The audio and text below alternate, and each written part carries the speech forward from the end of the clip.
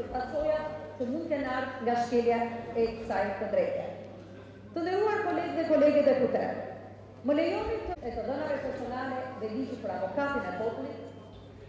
E treta, të falenderoj Fundacionin Soros, i cili ka dhënë konsulencë të detajuar për këtë projekt ligj, por edhe disa institucione të rëndësishme kombëtare dhe ndërkombëtare që ju përgjigjen thirrjes së Aksioneve administrative.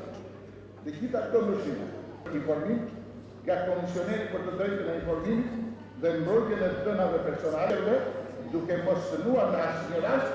Dhe sfundi, po jo për nga rëndësia në këtë ligj që më hartojmë sot, ndryshe nga ligji. Santura në Kuvend ka treguar progres nga viti në vit, çka do të thotë që mund të trajtojë e të mbikëqyrë edhe ligjin për të drejtën e informimit pa krijuar pasoja financiare për shtetin e përforcuar kjo me faktin se tashmë me ndryshimet që po bëson ligji për mbrojtjen e dhënave fare do të quhet oficeri i mbrojtjes së të dhënave personale.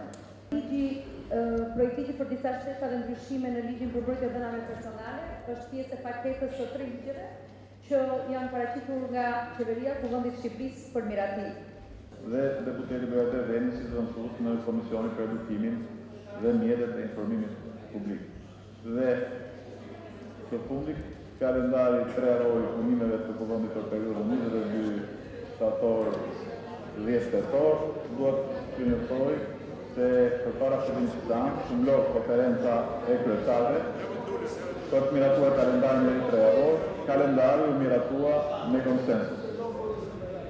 Në mbështetjen e Ministrit të Shtatit 3 rregullores, kalendari miratuar me kuptim në mbledhjen e konferencës kryetare bëhet detyrueshëm